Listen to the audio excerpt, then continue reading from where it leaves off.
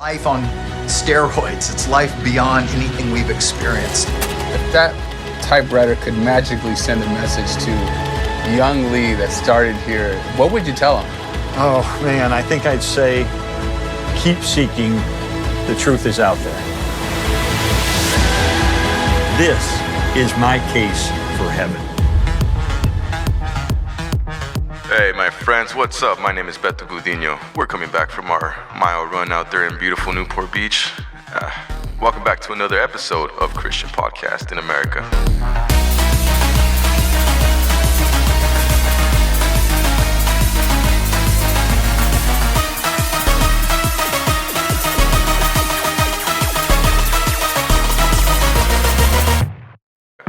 I am here to save American souls and American souls only.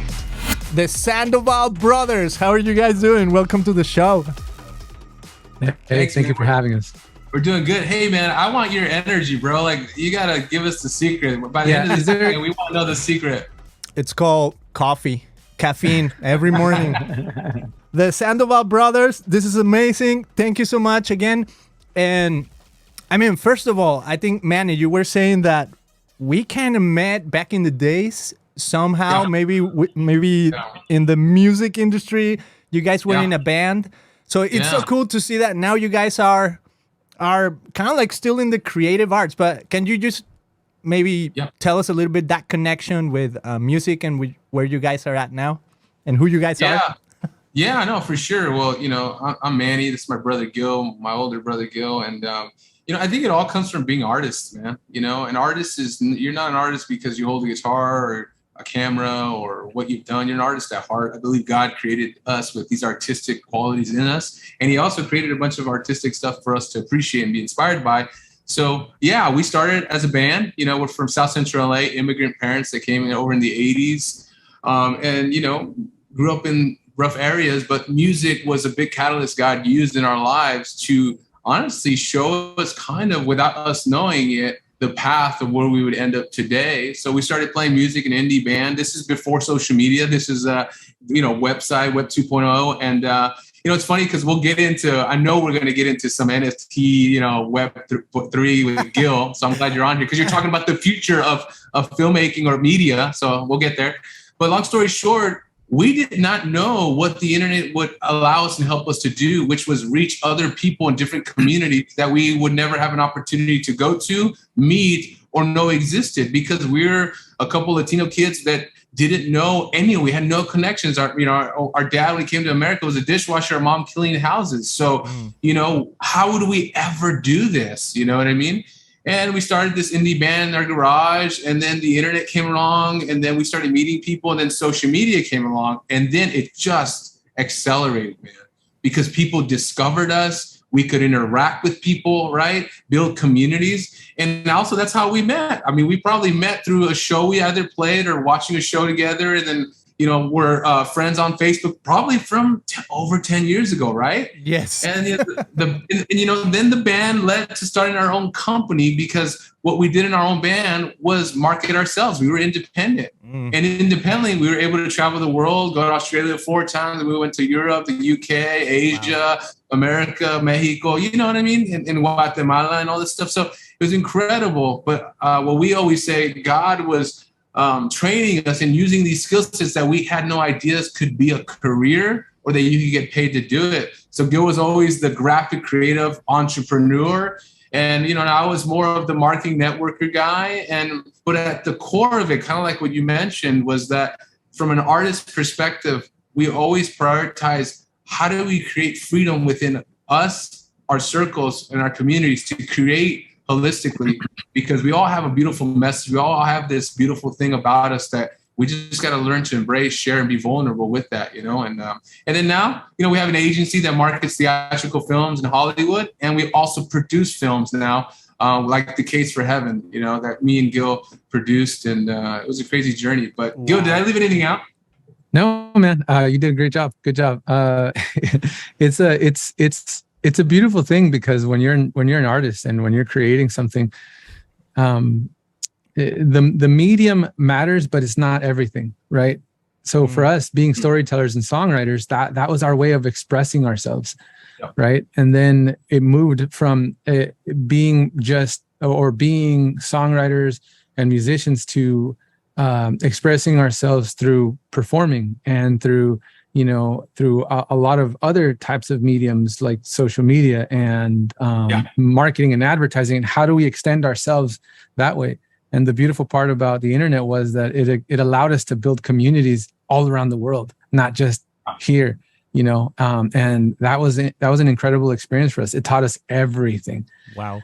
And like Manny said, you fast forward to the agency days, and man, we did the same thing in the music industry that we did in the or in the agency that we did in the music, which was we didn't have the know-how, and we weren't related to anyone, and we didn't have the introduction. We didn't know anyone or anything. So what we did is we started helping people and tried to learn as much as we could. We would tell companies, we'll do this for free, or we'll do what they don't want to do, Or we'll take on the projects no one wants to take on, or let us just pitch you an idea. If you like it, use it. If you don't, well, and to be honest, our dream was to create our own things, to create our own movies, our own projects, our own products, and deliver them to the market. But in order to do that, we needed to know how. How does that get accomplished? How do you do that? And to be honest, to do it our own way, and to do it the way that to use our own creativity, and to think outside the box, and to kind of be forward thinking in that area. So we learned everything we did through music, which led to the agency. And this year, our dream came true, man. We were able to release The Case for Heaven, which was, it was a long journey. It was hard, but thankfully, it was very successful. Thank God. And we couldn't be prouder. We couldn't be happier, You know what I was going to say too, Beto, that there's something about artists and musicians that we have this grit, dude. Like, you know what I mean? It's just like it kind of talking about the caffeine, right? We can't give it up, and we won't give it up. And when I saw you and you DM'd me about doing this, I had no doubt that you're going and you're moving forward. And I think that's what we bring into everything we do. That you got to set up and tear down. You got to play 120%, whether there's 2 people in the audience or 100 people. You got to play whether you're sick or feeling happy or not. You got to find that strength within you to keep moving forward. With everything with excellence, man. So this is a really cool full circle for us, man. So I'm excited to do this. Wow. Love it. Wow. That's amazing. And there's one question you didn't answer, which, when you guys were talking back and forth with one another, that I would love to know. Just, this is curiosity, but I think it's somewhat related. And it's, where did your parents come from? Because you said they were immigrants. Oh, yeah. So our parents were born in Guatemala. Okay. I was also born in Guatemala, in a town called Puerto Barrios, Guatemala. My mother was born in the capital, and they came here in the 80s. I came here when I was 9 months old, in 1983, or actually 1984. Wow. And we've been here ever since. Okay, I love that because, I'm an immigrant, right? I come from Mexico. I relate to all of the stories from immigrants coming into this nation. Even when you said, our mom worked in the, washing dishes or doing when you think of immigrants in America, and especially from Latin America, I always think service, right? I always think hotels. Who's cleaning the hotel rooms? I always think who's making the food in those restaurants. I always think who's cutting the lawns in those nice, beautiful green grasses. And I feel like, as an immigrant myself, right, we come to this country with a dream, right? And that's why I'm titling the podcast now In America, because I feel like it's everything I'm discovering that happens here in America. So how do you think your guys' story, it's maybe even connected to your parents' dreams coming to this nation? Like, do you think your parents were thinking, oh man, one day my kids are going to make movies? I feel like both of us really want to take this, Manny. So I think we're both talkers. So let's both condense. I will say. Go ahead. I'll say that I think we are our parents' dream. I think our parents' dream came true a long time ago. I think the movie and what happened with the movies was, I don't want to get emotional on your podcast right now, man. Do because please, man. It's been an emotional time. I It's love been it. an emotional time for us. He's got sunglasses, so he's lucky. I know. I think everything that's happened right now is a cherry on top. And Oof. I think our parents' most proudest moment and our parents' most proudest achievement is us. And being a father now, I realize that, and I see the importance and the magnitude of that, having children and having them grow up closely, and the fact that, you know, Manny and I fight for each other all the time. You know, I fight for Manny. Manny fights for me, even when I'm wrong. You know, he'll tell me, "Hey, dude, you're wrong, but I'm going to go fight for this for you." You know, and our other brothers, and the fact that we are close, and the fact that we did this together. I think that in and of itself is probably the thing that they're most proud of. Beautiful. Manny, do you want to add to that? So good. Oh, man, I think you said it perfectly. You really did. Wow. Well, that's beautiful. I think I resonate with that so much. And when I think of dreams, when I think of America, when I think of you guys being your parents' dream come true, but also you guys developing your own dreams and passions in this country, I can't help but think of, for example, we're talking about the future of faith-based entertainment, and I can't help but start thinking about Hollywood and California, right? And how California it's a hub for creators, and whatever resonates in California starts resonating around the world, right? And even Arizona, right? Like I'm just saying, creators in America. Yeah. So with that in mind, what do you guys think is one of the hardest struggles maybe when it comes to creators in America, when it comes to creativity, when it comes to creating, I don't know, maybe even faith-based entertainment? What was your guys' struggle as you guys approach? We have this dream, but when it comes to faith-based, was there a specific struggle that you guys, or hurdles that you guys have to, cross over? Yeah, I mean, there's challenges, and no one makes it alone. So that's no surprise to anyone. You know, the whole self-made thing. Like, I understand the sentiment, but I don't think it exists. I think everyone, needs help. You know, and we didn't get here alone. We slept on a lot of people's floors, garages, couches, and stuff like that. But I think it's misunderstood. The faith-based media is misunderstood on both sides, whether you're a believer or you're not a Christian or don't know anything about God. But also think the road to what you would call success is misunderstood as well. And it all comes from knowing why you're doing it, your calling, right? And then two, understanding that the journey, it isn't really so much always the destination, but like putting in the process, right? Our parents just came from Guatemala, so we're talking about this. He was saying a lot of us believe in the promise, but we forget about the process. So the process is where life is crushing you think, but it's truly creating a refined version of who you are. Hopefully, if you know God, it really just brings out the best of you, because nothing can break you, right? The scriptures talk about that. My favorite verse is the one that talks about like nothing can separate us from the love of God. So basically, life, you can come at me, but I will still rise because of my faith. So long story short is we misunderstand what success is. We misunderstand what the journey looks like. And we misunderstand what faith media means. And I'll talk about the faith media aspect, and I'll pass it to Gil. Before there was a faith market, there was media, and let's reverse back. Before media, there was art, right?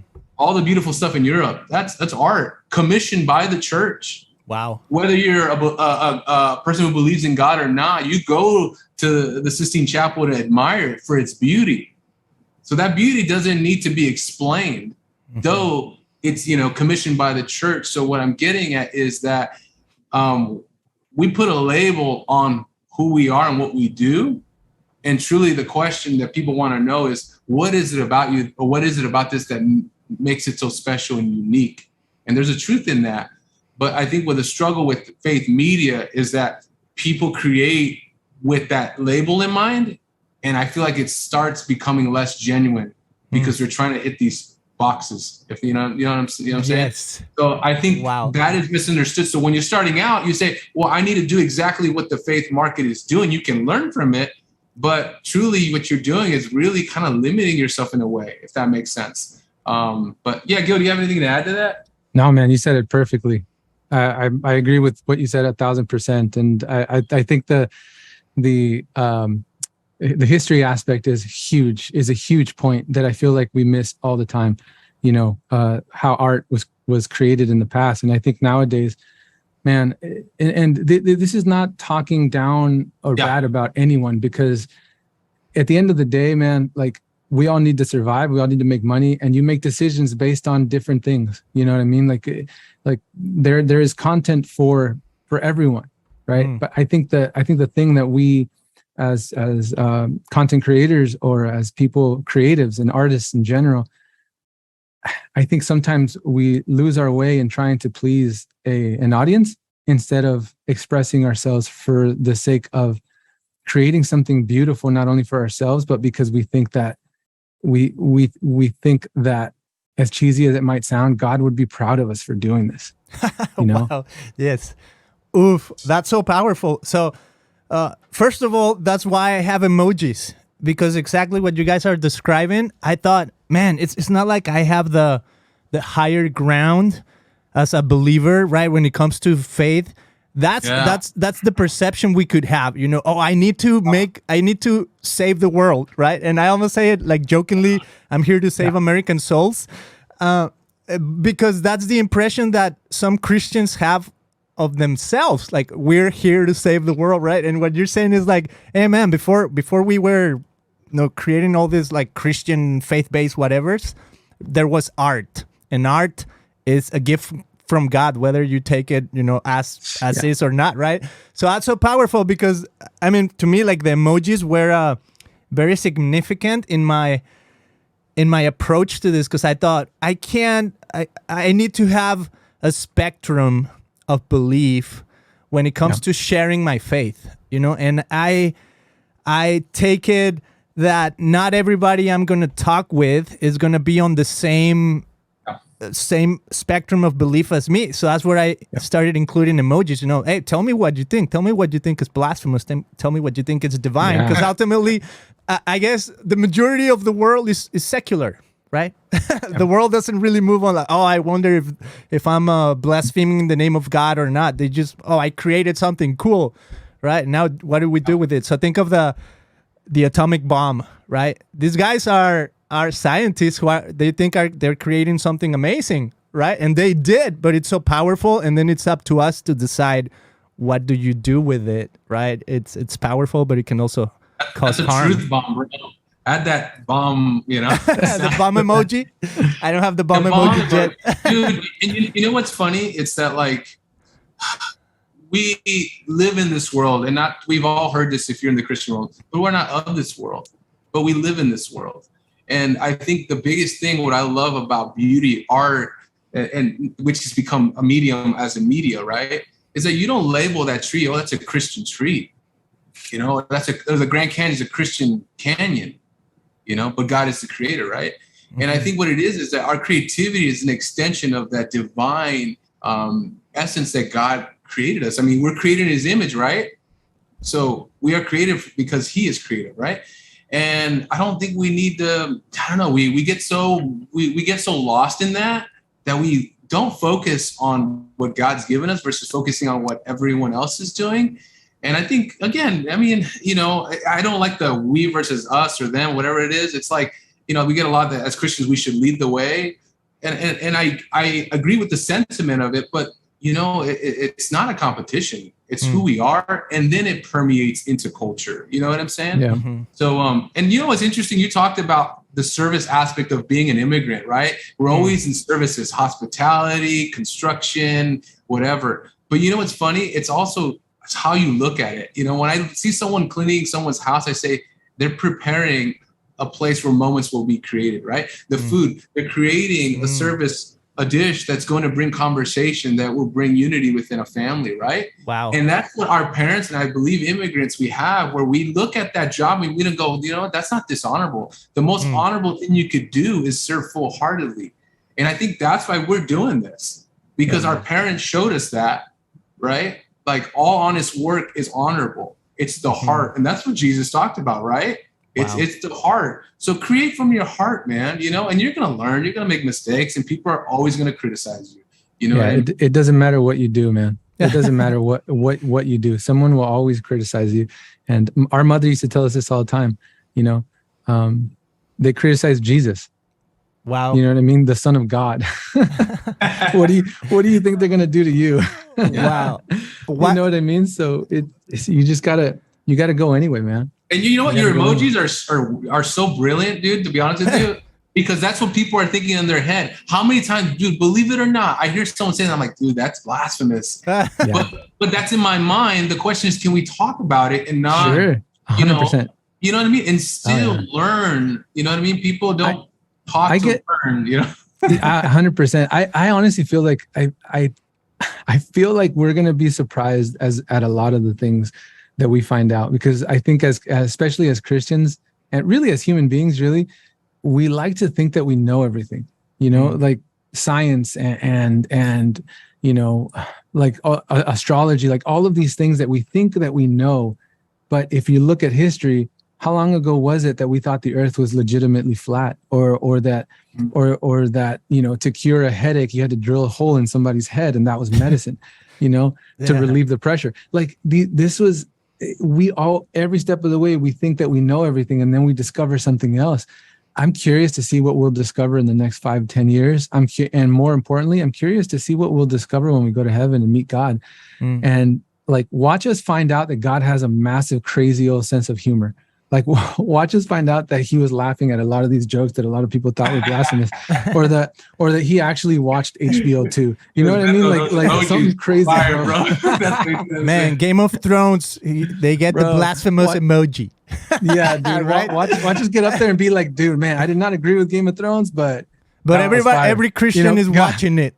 Yeah, God's up there just being like, man, that was some creative stuff. I don't agree with it, but it was fire. It was pretty cool. That's true.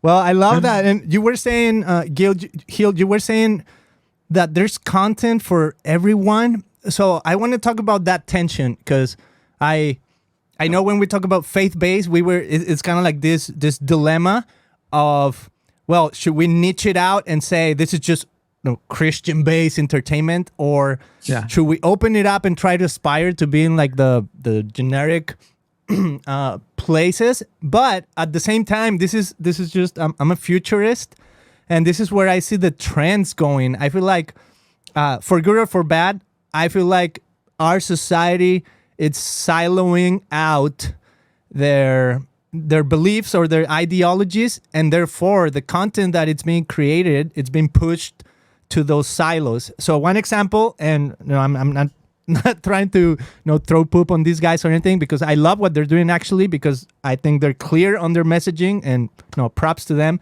But one of them would be the Daily Wire, right? And I'm actually inspired by what they are doing, because they're saying we're conservative media, right? And that's their approach, but it's siloed, right, to an extent. But they're making their own movies, they're making their own content, and people are subscribing to it. So when it comes to the future of Christian-based or faith-based media, do you guys see it siloing out even more? Do you think we should explore being like, the Case for Heaven is on Amazon, so that's great. But is it going to be, sooner than later labeled under, okay, this is only Christian, and only Christians will watch it because like, oh, that's not for me? Right? Yeah. What do you guys think of that like dilemma of media and faith? That's dude. First off, that's a great question. I think it's an important question, and to be honest, I think the answer is a little bit more complicated than in nature than what I would like it to be. I would like to say that like genres exist for moods, not necessarily, and for like character types, not necessarily for segments of people per se. I think I think that the Christian genre is strange because I don't necessarily think it should be a genre or like or an audience per se. I think it should be inspirational in nature, because I don't like the fact that there aren't many comedy faith movies, right? And even the fact that I have to label it as comedy faith movie is weird to me. I think actions speak louder than words. So when someone is creating something, there's no way of hiding that person's like ethos or that person's character, that person's vibe within what they're creating. It's going to come out, right? If you watch a Keenan and Peele movie, Keenan and Peele, like or those guys, they're everything will come out in what they do, right? If you watch a Spielberg movie, or if you watch, dude, if you watch these kinds of movies, you kind of know what to expect, because it kind of comes out. So regardless of what they say, what they do is different, right? So I know for a fact that when Manny directs a movie, when he makes a movie, Manny's personality will come through in that in one way, shape, or form, right? So whether it's a drama, a comedy, an epic, whatever that is, his personality will come through in that story. So people will see what he is about and what the story is about. I think it's interesting, the fact that we as Christians think that we should always create Christian, quote unquote, Christian content and have it be 1000% directed to this audience, because even in and of itself, that's a little backwards thinking. Because if you look at the Christian message is not meant for only Christians. It's meant for non-Christians. How do you reach non-Christians? How do you get to that place? And I honestly, I don't know the answer 100%, but I know for a fact that we've been doing it wrong, or we've been doing it not the best way possible, because of, look at today's decline in people that identify as Christians, yet more people identify as spiritual.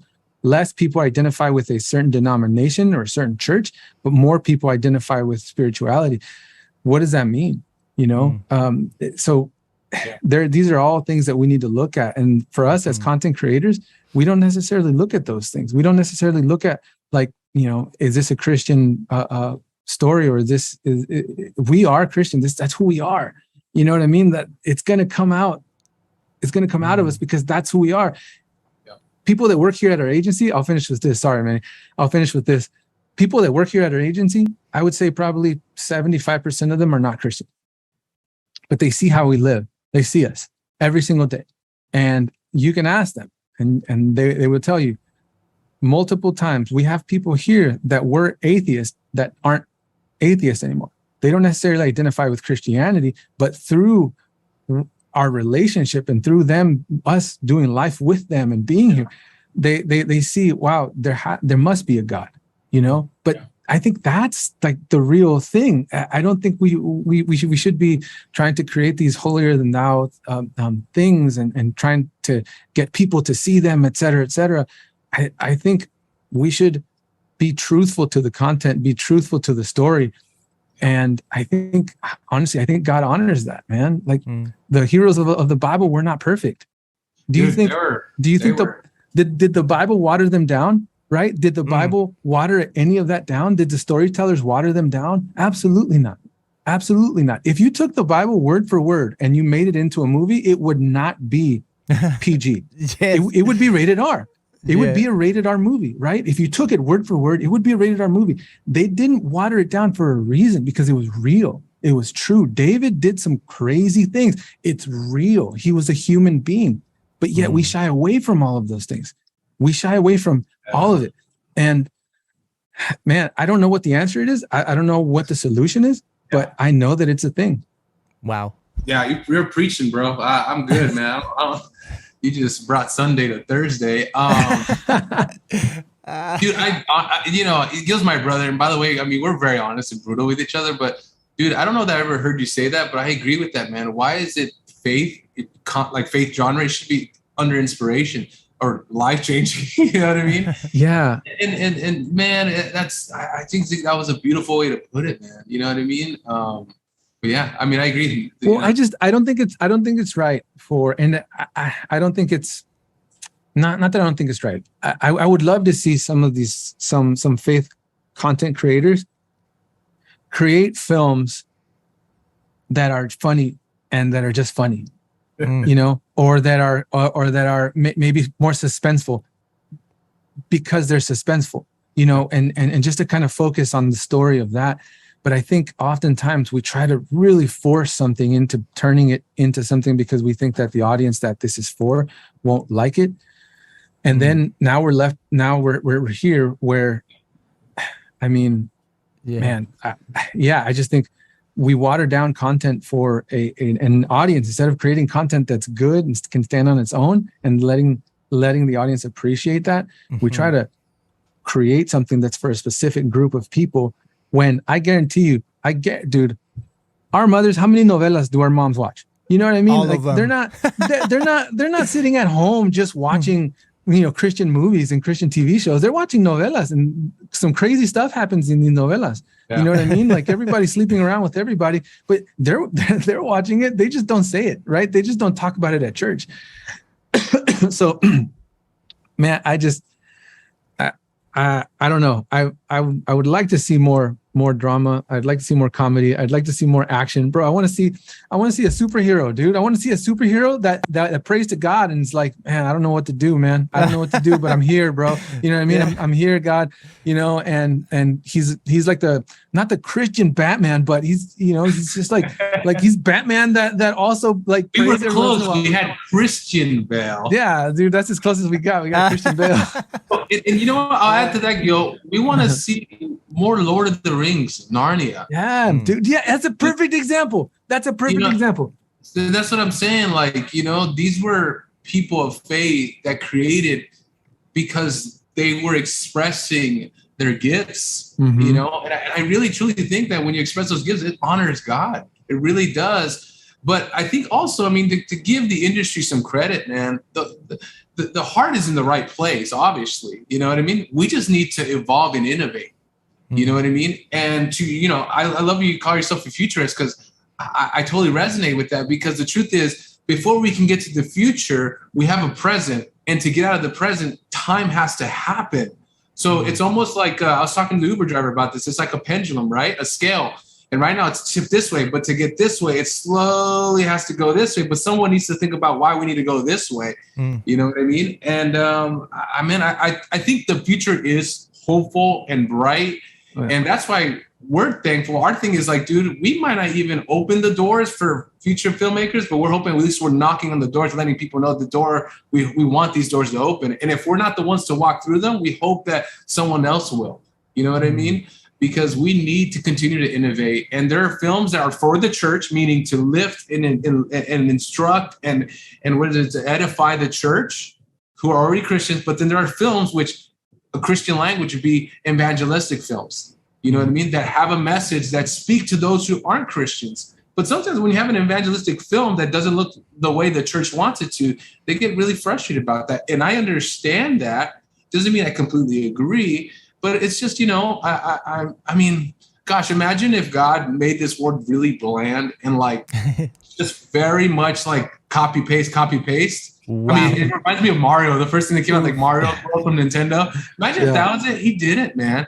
Because the scriptures even talk about it, saying, look at my works. And people will like literally say, who are you to think of me? This little thing amongst this universe and this beauty around us. And maybe that's what the art is to question, why me? What does this mean? And the Gospels, like you talked about, Gil, like those stories, they ask us, they challenge you, like, man, why would God ask that of them? Or why did God forgive them? Or why did he call David, you know, a man after his own heart? Like that makes no sense to me. That you have to think critically about that. And then I'll ask the last question about faith films. What is the critical questions or challenging thoughts that we're leaving people who watch the films to think about as they walk away? You know what I mean? And I think that's what the scriptures do. They keep us thinking, dang, man, like this faith is radical. This grace is radical. This generosity, this forgiveness is radical. Yeah. And it makes you kind of honest, like, how can this be? But that's why it's divine. And I agree 1,000%. And don't hear us wrong, whoever's listening to this. We're not saying that Christian movies are bad. What we're saying is that some are. Well, like, that's a good point. Like any medium, there are good ones and there are bad ones. That's just part of being an artist and creating something. You're not always going to get it right. But I think what we're saying is, and I think Manny put it really well, there are different kinds of films, and we shouldn't be overly eager and quick to judge something different. I think if you're looking at something and you think it's controversial, I think it might be in your best interest to enter it with an open mind and see if it's something that makes you think. It's something that opens your mind to something, maybe, because if we only consume content that's not controversial, you probably shouldn't be reading the Bible. The Bible is very controversial. There are controversial thoughts and things in the Bible, and we look at that and we read it and we interpret it, and it opens your mind, right? It opens your mind to different ways of thinking. Most of the heroes in the Bible are controversial. They did things that in today's day and age, we would cancel them immediately. Wow. Man, that is epic. I think, so one of the things I'm getting away with in this episode is the idea, you haven't said it this way, but this is my phrasing, the idea of persuasion. So when I think of faith-inspired media, I think behind it is the idea of persuasion, because even what you said, in your agency, 75% of the people are non-Christian or non-believers or whatever, right? But the persuasion of being around you and seeing how you live might inspire them to say, hey, maybe there's something here. And I feel like I love the idea of persuasion when it comes to scripture, because I feel like that's the idea of freedom. God didn't say, here I am, worship me, bow down, even though he kind of says that, right? But he gives you the freedom. He persuades us to willingly say, oh, wow, I believe there is a God. I believe there's a creator. And I think that's the inspiring element that stories or narratives can bring to the table. And I was just thinking about that, the whole picture of, we're in America, Hollywood, Christian content creators are rising up, right? Like you guys is, and the idea that you can tell something compelling through a story. That's almost like the highest aspiration anyone can have in this world, to say this story is worth telling. Yeah. Right? Well, I think I agree. I think as Christians, we have our pet emotions. We have like our favorited emotions, and we ignore the other ones. We forget that anger is an emotion also. And we forget that disappointment. We forget that all of these other, sadness is an emotion also. And I feel like the reason why we relate so much to these characters in the Bible and to these people in the Bible are because they were human, right? Like they were doubters, and they doubted. And yet we accept them because they overcame, right? And they persevered. And now they're the heroes of our faith. But when your boy down the street doubts, you're like, oh, he lacks faith. He's not one of us. He's not legit. He needs more. He needs to go to church more. And we're so quick to judge, and we're so quick to just be like, no, you're not one of us. You're not this. You're not that. Like, it's interesting. And I think it's a human thing, man. I think these are all human traits. So good. So I just have one question relating to money, and hopefully it's helpful for creators out there who are maybe wrestling, even like me, with budgets, for example. So I was talking to the Daryl Eves, the producer of The Chosen, or one of the executive producers of The Chosen, and we were talking about money and how money is it's a tool that they use, but it's needed. And I was seeing some numbers from Angel Studios, which is the guys that put him on the map pretty much.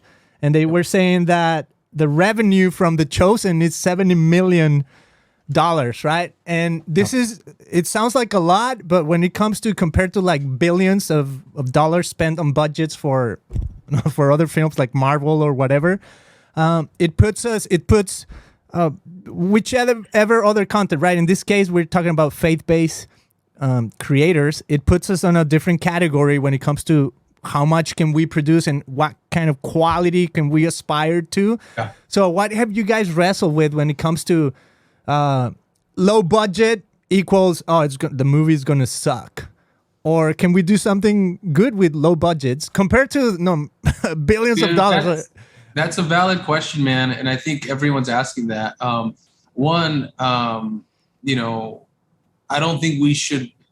don't think your budget should determine whether you should do something or not. And I'm going to be brutally honest, man. I think we have a lot of weak-minded people.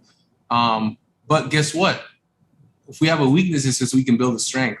And if you're offended by that, then I'm sorry, you must be very strong, right? Because the truth is, I have weaknesses in my life. That's why I have my brother. You know what I mean? That's why I have faith, because I need someone to help me build my weakness, up, right? So budget, what I would say is start where you are. What do you have, right? And I think you always said this, Gil, when we started out, let's put out the work the type of work, the quality that we want to get. So if you're the kind of person where like, oh, my budget's not very great, so I'm not going to try very hard, then you're going to keep getting budgets at that level. But if you go, you know what, I don't have very much, but I'm going to use that limitation to innovate and create a higher quality with a lower budget, guess what? You're going to get higher budget projects and higher budget opportunities. And that's what we always did, man. I mean, we started our company with $700. You know what I mean? So like, I get the budget thing. You know what I mean? I totally get it. And if you're a Christian, you'll get this. Like, how can God trust you with so much if you can't really honestly manage something on a beginner scale? Honestly, like that, it will be self-destructive. Like all of us dream about the perfect movie budget. I would worry about the perfect story to tell. And secondly, is your heart really in it? Because when you're producing a film, everyone and people will say, bad idea, wrong time, don't want to invest in it, or, all the critical things. But if your heart's not in it and you're not called to do that, you're going to waver. And guess what's going to suffer? The story, the quality, and everything. So I really believe that you have to use what you have at your disposal. And remember, your success story, your journey is building upon every failure as much as every success. So you're building. I mean, you don't just shoot your first film and it's like the Spielberg budget. Obviously, it takes time and patience, man. I have a friend that says patience, the definition of patience is long suffering, But the problem is that, and we know this as immigrants, right? Like suffering is what's made us strong. Wow. You know what I mean? And it's scriptural, man. Like, I don't know if there's Christians or non-Christians watching this show, so I don't want to lose people in the language. But the truth is the refinement process. And what comes out, man, is powerful, man. So again, if you're suffering, you're on the right track when you're creating a beautiful piece of art or film. I mean, that's part of it. Tell any producer, they all want to pull their hair out and they all it's a miracle. That's why, honestly, I will never say a film sucks because I know how hard it is to make a film. So good. It wasn't my cup of tea is probably my diplomatic answer. Yeah, I like that. So what are the critics saying right now? You guys have a film that's out and it's the Case for Heaven and or any other content that you guys produce, and when it comes out, what do the critics say and how do you wrestle with that, and what are you learning from criticism? I don't read it. I don't read any of it. So Manny knows exactly what. Yeah. Well, I mean, I would say this: everything that we are right now has been our whole lives training us to be, including our parents, right? And our parents always taught us, take the good, and spit out the bad. So even criticism, take what you can learn from it, but spit out the bad. And the truth is that, you're always going to make more projects. Take it as a learning experience. To be honest with you, it hurts reading some of these reviews or things because some people are really mean. I'm not going to lie to you. But the reality is that this is what helps me go to sleep at night. We did every possible thing to put everything into this and make it the best way.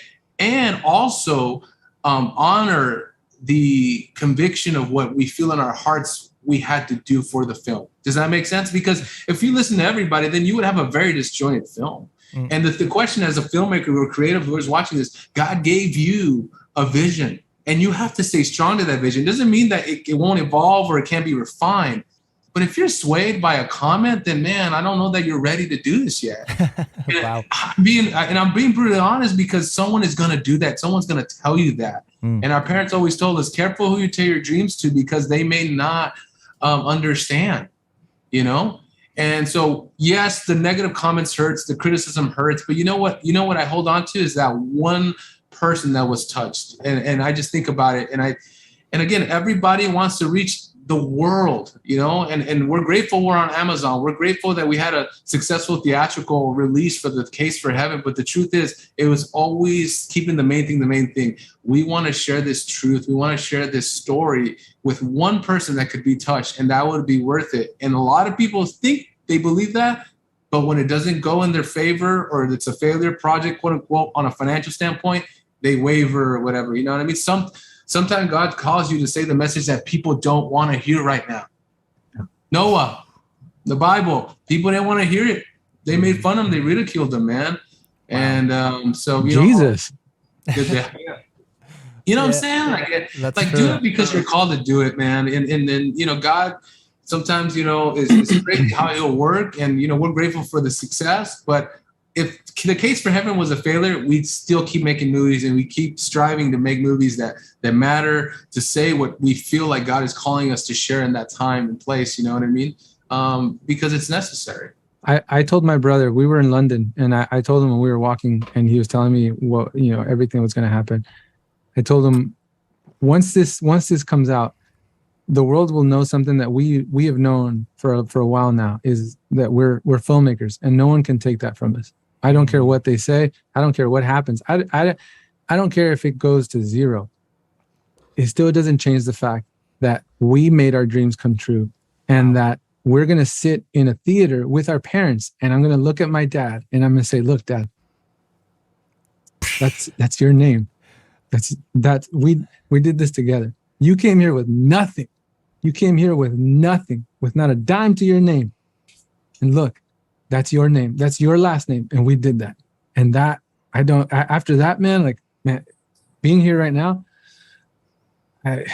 like everything else that happens from here is cherry on top, man. It's just like, we're going to go and we're going to keep building and we're going to keep making things. But that fact alone, I'm so grateful that God allowed us to be able to do something like that, and to honor our parents the way that we were able to, because that's what means the most to me. And these people that say whatever, one, they have too much time on their hands, and two, they don't know us. They don't know the story. They don't know what happened. It's not for them, and that's okay. That's all right. That's like the big misconception. Hey, it's not for you. Cool. No worries. No harm, no foul. You know, like, go watch something else. Oof. Man. Scroll on by, I guess.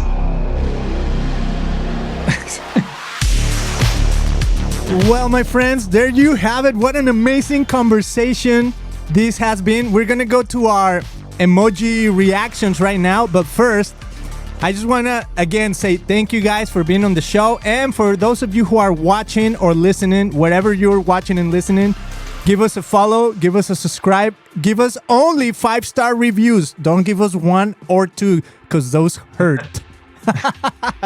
All right, but we're so glad you guys are here. So let's go to our final emojis. All right, you guys are ready? We are gonna walk through our 5 emojis, and you guys know the drill. So basically, you guys can take turns or say, I'll take that one, and go for it. All right, so the first one is blasphemous emoji. When it comes to faith-based entertainment, what is the most blasphemous idea you can think of? Oh, man. I can't honestly think of one on the top of my head. Do you have one, Gil? When it comes to faith-based entertainment, the most blasphemous idea you can think of is creating something without an altar call. All right. And that is blasphemous. Yeah, I think, okay, here's a little more practical one. Okay. If a faith movie almost deliberately rips off another film that was successful, in like a mainstream set, I think God gave us more creativity than to copy someone's work, Love close, it. Okay. Skeptical. What are you guys skeptical of still when it comes to faith-based entertainment or media? Skeptical. These are tough, man. It's they're just emojis, man. You're gonna get us in trouble. That's what's happening here. You're gonna get go us in for trouble. it. What am I skeptical about? I am still skeptical about people. Okay. Yeah, I'm skeptical of people in the faith industry that don't surround themselves with non-Christians. I love that. Inspired. What are you guys inspired by, or what gives you hope? Oh man, every breath, man, because I can't do it. I don't do that, right? Who controls that? It's God. So, God is the ultimate inspiration, and everything underneath is just his blessing. And yeah, there's too many reasons to not be inspired. And I think that's why we do what we do, and we say what we do, and we're even trying to challenge the way people think, whether you're a Christian or not, because there's so much of God's goodness around us, whether you can see it. He's merciful, even though in the news you see all these bad things, his mercy exists. And imagine if he didn't exist and wasn't merciful and wasn't intervening in miracles and divine ways, this world would be crazy. It would be darkness, complete darkness. So anyways, go ahead. No, amen. You got it. Okay. We move on to holy. One to the last. Holy. What is a holy idea? Whatever your interpretation of holy is. I think a holy idea is following your heart, following the thing that God put in your heart, regardless of where it takes you. So good. And lastly, divine. The most divine idea you can think of. The Chosen. I love that word. Shout out Dallas. Jonathan Rumi. Shout out Dallas. Good job, brother. Yeah. Jesus is the divine, man. I mean, that's divine. And Jesus had a sense of humor. Just remember that. The modern embodiment of Jesus is Jonathan Rumi, right? Is that's the actor, right? That's the guy that plays Jesus. That would be the ultimate documentary of all the people who've played Jesus, and just. I know, huh? I have to say, man, that's a rough thing to do because of, and I know, but just carrying that weight, that response, but also how people view you, man. I just, that must be rough, but but nonetheless, someone's got to do the job. That's true. All right, that's the divine idea.